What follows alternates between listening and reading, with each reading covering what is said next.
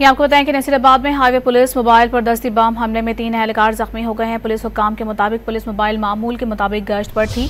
नामालूम अफराद दस्ती बम फेंक कर फरार हो गए। जख्मी एहलकारों को अस्पताल मुंतकिल कर दिया गया है, जबकि पुलिस और सिक्योरिटी फोर्सेस ने दहशतगर्दों की तलाश भी शुरू कर दी है। तो आपको इस खबर से मुतालिक आगाह करते चले, नसीराबाद में हाईवे पुलिस मोबाइल पर ये दस्ती बम हमला किया गया है, जिसमें 3 एहलकार जख्मी हुए हैं। पुलिस हुक्काम का यह बताना है कि पुलिस मोबाइल मामूल के गश्त पर थी। नामालूम अफराद की जानिब से दस्ती बम फेंका गया।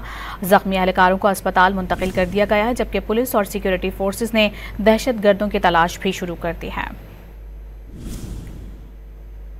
नसीराबाद में हाईवे पुलिस मोबाइल पर ये दस्ती बम हमला किया गया है, जिसमें 3 एहलकार जख्मी हुए हैं। पुलिस हुक्काम का यह बताना है कि पुलिस मोबाइल मामूल के गश्त पर थी। नामालूम अफराद की जानिब से दस्ती बम फेंका गया। जख्मी एहलकारों को अस्पताल मुंतकिल कर दिया गया है, जबकि पुलिस और सिक्योरिटी फोर्सेस ने दहशतगर्दों की तलाश भी शुरू कर दी है।